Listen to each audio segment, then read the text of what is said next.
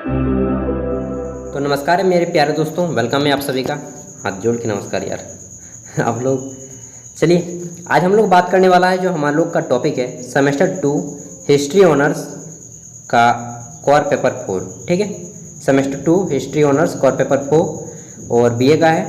तो यह जो पेपर है आपका 2020 से 23 के सेशन में पूछा गया पेपर है। फुल मार्क्स आपके 100 होते हैं, जिसमें से 80 नंबर इस पेपर में दिया जाता है और 20 नंबर आपको आपका कॉलेज देता है। समय आपको 3 घंटे दिए जाते हैं, चाहे आप किसी भी यूनिवर्सिटी में पढ़ते हो। लेकिन एक चीज़ जो अलग होता है कि किसी किसी यूनिवर्सिटी में 70 नंबर का एग्ज़ाम होता है और 30 नंबर आपको दिया जाता है आपका कॉलेज की ओर से। ठीक है, तो यह डिपेंड करता है कि आप किस यूनिवर्सिटी में पढ़ाई करते हैं। लेकिन जो सिलेबस होता है वह सभी के लिए सेम होता है, चाहे आप किसी भी विश्वविद्यालय में पढ़ें। देखिए इस पेपर में आपको जनरली पूछा जाएगा BA semester 2 history honours core paper 2 BA history honours semester 2 का कोर पेपर 4 में आपको जनरली पूछा जाता है यूरोप का इतिहास के बारे में। ठीक है, यानी कि वर्ल्ड हिस्ट्री हो जाएगा और यूरोप का इतिहास पढ़ना होगा, विशेष रूप से वर्ल्ड वार के समय की बातें पढ़नी होंगी। अब आइए देखते हैं। तो इस पेपर में बोला जा रहा है कि answer any 4 question in which and question 1 is compulsory, यानी कि आपको किन्हीं 4 प्रश्नों के उत्तर देने हैं, जिसमें से प्रश्न संख्या 1 कंपलसरी रहेगा, अनिवार्य रहेगा। ठीक है, और दोस्तों एक चीज़ बता दूं कि इसमें ऑब्जेक्टिव टाइप भी इंक्लूडेड रहेंगे, तो आप घर से ज़्यादा ऑब्जेक्टिव याद करके जाएं। ठीक है, एंड आइए देखते हैं। तो इसमें जो आंसर है आप हिंदी या इंग्लिश दो में से किसी एक भाषा में लिख सकते हैं, और अगर राज्य का आपकी भाषा अलग है, जैसे कि गुजरात वाले गुजराती में भी लिख सकते हैं, वो डिपेंड करता है आपके राज्य पे। लेकिन हिंदी और इंग्लिश जनरल राज्यों के लिए होता है। अब आइए देखते हैं। तो क्वेश्चन नंबर 1 है हमारा कि in which year Serbia was considered an independent state, यानी कि सर्बिया को स्वतंत्र राज्य किस वर्ष माना गया। तो इसका राइट आंसर क्या होगा? देखिए इसका राइट आंसर 1917 होना चाहिए, लेकिन 1817 होना चाहिए। 1817 कोई भी ऑप्शन में नहीं है, तो 1819 हम लोग मारेंगे। ठीक है, ऑप्शन ए 1819। एक बार फिर भी आप लोग देख लीजिएगा, मैंने तो कोशिश किया अपनी ओर से पूरी, फिर भी आप लोग एक बार ट्राई कर लीजिएगा। बी नंबर है कि बिस्मार्क की नीति का प्रमुख उद्देश्य क्या था। The main objective of Bismarck's policy was. ठीक है, तो बिस्मार्क की नीति का प्रमुख उद्देश्य क्या था कि जर्मनी को यूरोप का सबसे महान देश बनाना, या बोल सकते हैं कि सबसे शक्तिशाली देश बनाना, और यूरोप में शांति लाना। ठीक है, इसके लिए उन्होंने फ्रांस के साथ समझौता की, रूस के साथ समझौता की, और फ्रांस के साथ समझौता किया, और रूस के साथ भी किया, और ऑस्ट्रेलिया के साथ भी किया, लेकिन इंग्लैंड से समझौता नहीं की, इंग्लैंड को एकाकी रखा। ठीक है, तो इसका राइट ऑप्शन क्या हो जाएगा? इंग्लैंड से एकाकी रखा था, बी नंबर राइट आंसर हो जाएगा। ठीक है, आइए देखते हैं नेक्स्ट क्वेश्चन 3, और ये पूछा जा रहा है, ये सभी 1 अंक वाले क्वेश्चन है, 1 मार्क्स मिलेंगे। बैंक ऑफ रसिया की स्थापना कब हुई? रसिया मतलब रूस। ठीक है, और रसिया को पहले सोवियत संघ के नाम से भी जाना जाता था, सोवियत यूनियन या सोवियत संघ। 1991 में इसका नाम रूस हो गया। ठीक है, तो बैंक ऑफ रसिया की स्थापना कब हुई? यार छींक आ गए। तो बैंक ऑफ रसिया की स्थापना हुई थी 1860 में, डेट कहीं पे नहीं है, 1865। उसके बाद आपका वैल्यू कर दिया गया, मान्यता दी गई 1865, इसका राइट आंसर हो जाएगा। नेक्स्ट है 4 नंबर। देखिए कहीं पे अगर मिस्टेक हो जाता है तो आप लोग देख लीजिएगा, मैं अपनी ओर से पूरी कोशिश कर रहा हूँ राइट बताने का। ठीक है, क्योंकि ये इतने डीपली क्वेश्चन पूछा है ना कि आप गूगल में सर्च करेंगे नहीं मिलेगा, आपको अपना टेक्स्ट बुक देखना पड़ेगा, बुक खोल के देखना पड़ेगा, तभी जाके इसका आंसर राइट मिल पाएगा। चौथा क्वेश्चन है the capital of Russia at the time of revolution was, यानी कि रूस क्रांति के समय रूस की राजधानी कहाँ थी। यहाँ पे रूप लिख दिया, देख रहे हैं रूप लिख दिया है, लेकिन इंग्लिश में सही लिखा है, इसलिए अक्सर बोला जाता है कि जब भी आपको डाउट हो तो इंग्लिश का पेपर एक बार पढ़ लें। तो क्रांति के समय जो था, रूस की क्रांति के समय रूस की राजधानी क्या थी? पेट्रोग्राद या पेट्रोग्राद, तो जो बोलिएगा, डी नंबर पेट्रोग्राद। ठीक है, नेक्स्ट देखते हैं। तो हमारा क्वेश्चन है 5 नंबर, मेरा संघर्ष पुस्तक का रचयिता कौन है? यानी कि इंग्लिश में आप बोलेंगे तो समझ जाएंगे जी। मीन कैंप जो बुक था उसको किसने लिखा था? Mean camp is the author of, इसको बोला जाता है हिटलर ना। और कौन आदमी इसको नहीं जानता है? इतिहास जो भी पढ़ता है हिटलर को तो ज़रूर जानता है बॉस, और नहीं जानते तो जान लीजिए, बहुत ही डेंजर आदमी था। गैस चैम्बर में डाल डाल के मारता था लोगों को, मतलब ऐसा आदमी नहीं होना चाहिए, इतना खतरनाक।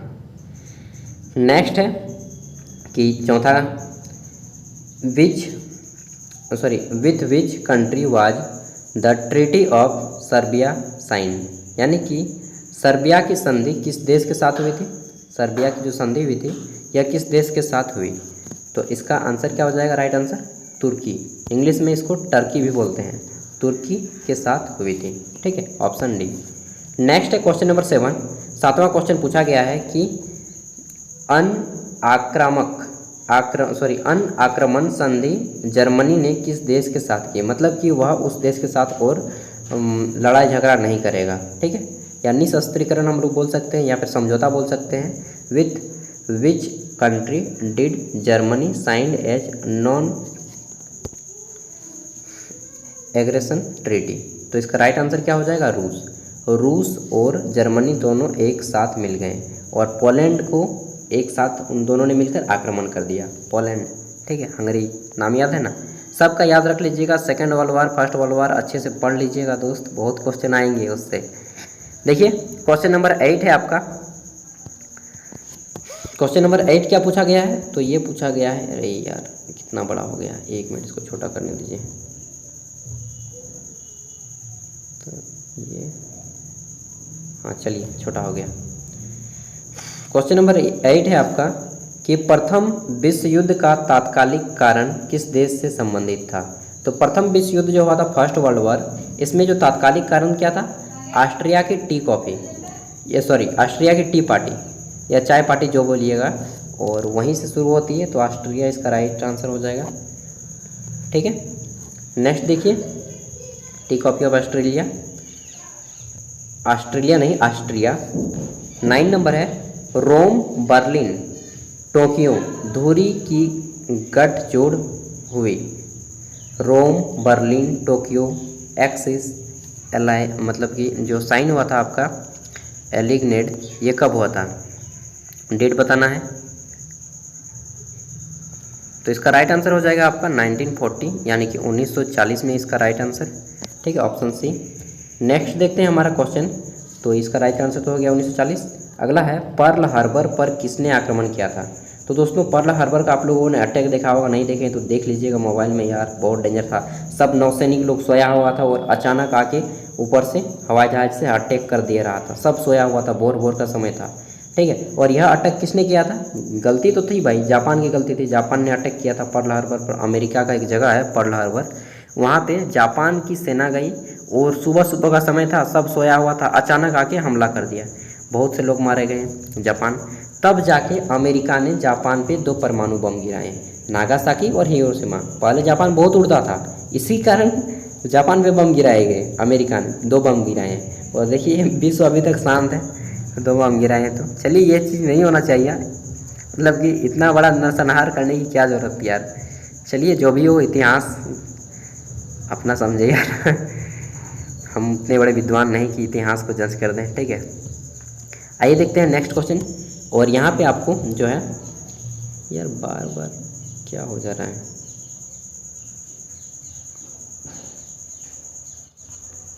हाँ, तो हमारा नेक्स्ट क्वेश्चन है, यहाँ पे 5 अंकों वाले 2 प्रश्नों के आंसर करने होंगे। 5 अंकों वाले 2 प्रश्नों के आंसर कीजिएगा। तो इसका आंसर आपको 150 शब्दों के नीचे ही करना है। मैक्सिमम 150 शब्द कीजिएगा, उससे कम में ही देने की कोशिश करें, ये मैक्सिमम हो गया। केवल 2 प्रश्न के ही आंसर करने हैं। यहाँ पे आपको ऑप्शन में ज़्यादा दिए गए हैं, जो अच्छा लगे उसको आंसर कीजिए। तो पहला है आपका, पहला क्वेश्चन है, बर्लिन कांग्रेस का क्या महत्व है उसको बताएं। What is the importance of Berlin congress. B number है, आपको पूछा गया था कि राष्ट्र संघ की स्थापना के उद्देश्य क्या थे। जो राष्ट्र संघ स्थापित किया गया था 1920 में, इसे लीग ऑफ नेशन कहा जाता था। ठीक है, और यूएनओ से पहले इसी का नाम था, यूएनओ का ही पहले नाम था लीग ऑफ नेशन, राष्ट्र संघ। 1920 में स्थापना किया गया था। इसका उद्देश्य क्या था? सेकेंड वर्ल्ड वॉर को रोकना, क्योंकि फर्स्ट वर्ल्ड वॉर हो गया था 1914 में, सेकेंड वर्ल्ड वॉर को रोकना था, लेकिन रोक नहीं पाया। हैरत की बात यही है ना, यूएनओ भी अभी मतलब बोला जाता है लेकिन उतना नहीं उसका वैल्यू है, बड़े बड़े देश उसको वैल्यू ही नहीं देते हैं। देखिए तीसरा क्वेश्चन है, विल्सन के ऊपर लिख सकते हैं, वुडरो विल्सन के ऊपर राष्ट्रपति, और क्लेमेंट की क्या है, क्लेमांस के ऊपर भी आप लिख सकते हैं। तो ज़्यादा मैं करूँगा, अगर ऐसे क्वेश्चन आ जाए तो आप राष्ट्र संघ के ऊपर लिख दीजिए, और यहाँ पे आपका विल्सन के ऊपर भी लिख सकते हैं। ऐसे तो क्वेश्चन टफ है यार। देखिए अब आपके आते हैं 20 मार्क्स वाले क्वेश्चन। जितने भी क्वेश्चन आएंगे 20 मार्क्स वाले रहेंगे, एंड 20 मार्क्स वाले 3 प्रश्नों के आंसर करेंगे तो 60 नंबर हो जाएगा। एंड इसका आंसर आपको 400 से 500 शब्दों के बीच में करना है। कितने? 400 से 500 शब्दों के बीच में, ठीक है, बिटवीन 400 टू 500 वर्ड्स। देखिए दोस्तों पहला क्वेश्चन है आपका कि जार अलेक्जेंडर द्वितीय के सुधारों की विवेचना करें, ठीक है। Discuss the reform of Alexander second. और जार का मतलब होता है, हम लोग अगर हिंदी में बोलें आम बोलचाल में, तो राजा। वहाँ के राजा को, रूस के राजा को जार कहा जाता था। हम लोग सोचते हैं यार गिलन वाला जार, नारियल का जार ना, पानी का जार है जार मतलब हम लोग वही सोचते हैं जनरली। चलिए क्वेश्चन नंबर 3 है आपका कि प्रथम विश्व युद्ध के विभिन्न कारणों का परीक्षण करें। एग्जामिन द डिफरेंट केसेस या reasons of first world war. तो प्रथम विश्व युद्ध का कारण क्या था, उन सभी को लिख दीजिए पॉइंट वाइज करके। 4 कारणों को लिख दीजिए ना, काफ़ी हो जाएगा। नेक्स्ट है आपका कि इटली में बेनिटो मुसोलिनी के उत्कर्ष के कारणों का उल्लेख करें, कि मुसोलिनी किस प्रकार उत्कर्ष हुआ, मतलब उसका कैसे कैसे आगे बढ़ा, पूरा इतिहास लिख सकें तो लिख दीजिए, ज़्यादा बेटर रहेगा।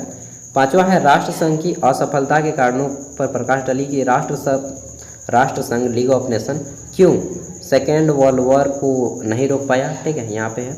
Throw light on the reasons for failure of the league of nation. तो जनरली मेरा तो जब मैं ग्रेजुएशन कर रहा था पॉलिटिकल साइंस मेरा ऑनर्स था, फिर भी मैं हिस्ट्री को अच्छे से पढ़ा हूँ, मतलब यार आर्ट्स को अच्छे से पढ़ा है शुरू से ही, आर्ट्स मेरा लिया था 12th में ही। तो मेरा इंग्लिश बोल रहा हूँ, हिस्ट्री थोड़ा अच्छा है इसलिए आपको बता पा रहा हूँ।